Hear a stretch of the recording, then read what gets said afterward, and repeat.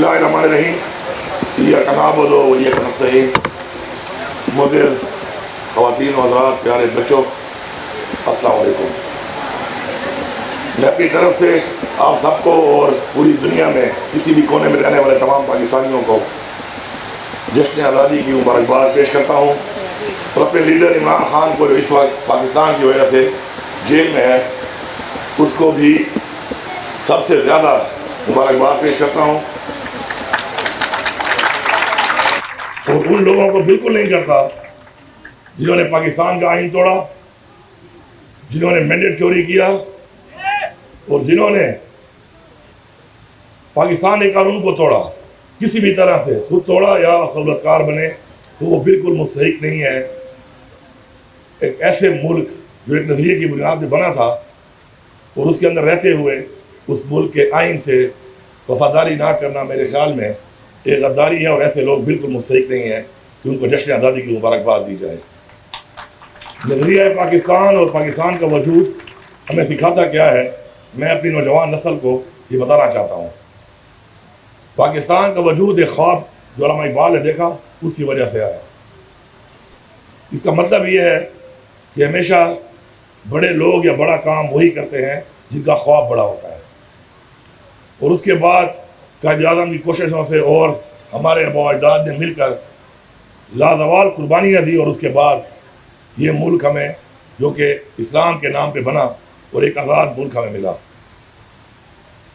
اس کے ساتھ ساتھ ہمارا قومی ترانہ وہ ہمیں کیا سبق دیتا ہے. آپ جو لوگ یہ سن رہے ہوں یا جو لوگ اس کو سنیں بعد میں یہاں پہ موجود ہیں، آپ اکیلے جا کر ذرا گھر میں یہ قومی ترانہ ذرا اکیلے آپ پڑھنا، یا اس کو آپ ترنم کے ساتھ اسی طریقے سے جس طرح ہم اکٹھے ہو کے پڑھتے ہیں اس طرح آپ کوشش کرنا. تو میرے خیال میں 95% سے زیادہ لوگ ایسے ہوں گے کہ جو اس کو نہیں پڑھ سکیں گے، لیکن جب مل کے ہم پڑھتے ہیں اس کو تو ہر لفظ آپ کے ذہن میں پہلے سے آنا شروع ہو جاتا ہے. اس کا مطلب ہے اتحاد اور اتفاق، اس کی بنیاد پہ قومیں آگے بڑھتی ہیں. اس کا سبق ہمیں دیا گیا ہے، اور ہمارا قومی ترانہ اس کا ایک بہت بڑا ایک واضح ثبوت ہے. اب اس کو ٹرائی کر لینا. اگر ہم اتحاد سے اور اتفاق سے رہیں گے تو ہم آگے بھی بڑھیں گے اور ایک بڑی مضبوط قوم بھی بنیں گے انشاءاللہ. میں یہاں پہ حکومت کے حوالے سے جب میں آیا تو میں نے دو تصویریں دیکھی، ایک طرف پولیٹیکل اور ایک طرف ہماری ایڈمنسٹریٹو ٹیم.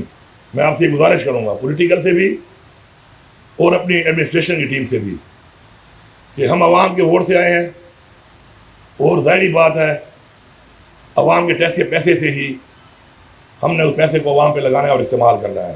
اور اسی طرح آپ لوگ جو ہیں، آپ بھی اپنی محنت سے کسی نہ کسی مقام پہ آئے ہیں، اور آپ ایک حصہ ہیں اس ایڈمنسٹریشن کا جس کا فرض بنتا ہے چونکہ وہ بھی عوام کے ٹیکس کے پیسے سے چلتی ہے. تو ہم نے مل کر عوام کی خدمت کرنی ہے. ہم نے مل کر عوام کا جو ٹیکس پیئر منی ہے، جو پیسہ ہے اس کو امانت سمجھ کے استعمال کرنا ہے، اور ان کی خدمت کرنی ہے، اور ان کو بہترین سہولیات دینے کے لیے جو بھی ذمہ داری ہمارے زمرے میں آتی ہے اس کو ہم نے بھرپور طریقے سے ادا کرنا ہے. اگر ہم اس سوچ کے ساتھ اپنی محنت کریں اور اس نیت کے ساتھ اپنے تمام اقدامات کریں تو میرے خیال میں اللہ تعالیٰ ہماری مدد کرے گا. اور وہ جو بھی مسائل اب تک ہمارے آباء و اجداد نے دیکھے، ہم نے دیکھے اور اب دیکھ رہے ہیں، تو انشاءاللہ ہم اس سے نکل سکتے ہیں.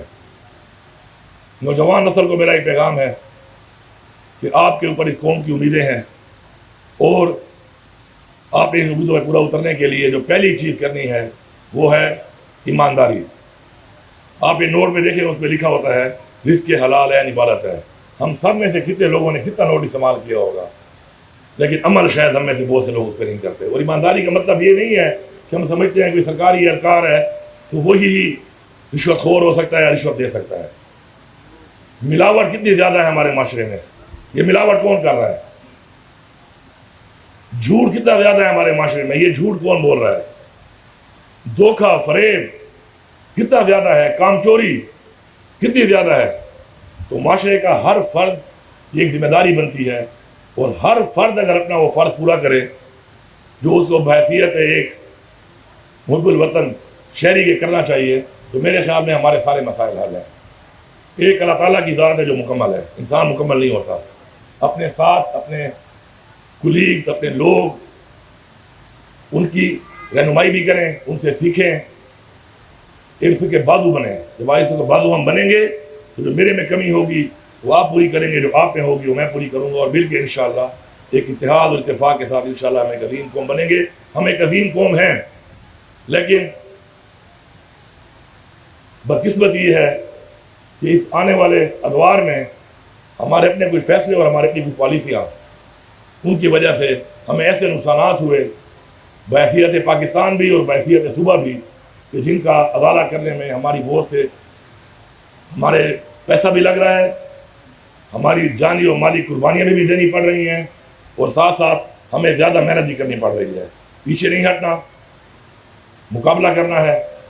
اللہ تعالیٰ نے فرمایا ہے کہ کوشش کرنی ہے آپ نے، باقی انشاءاللہ وہ کرے گا، لیکن نیت صاف ہونی چاہیے. انشاءاللہ اچھی نیت کے ساتھ، اتفاق کے ساتھ، اتحاد کے ساتھ انشاءاللہ ہم نے کام کر کے پاکستان کو انشاءاللہ ایک ایسا عظیم ملک بنانا ہے.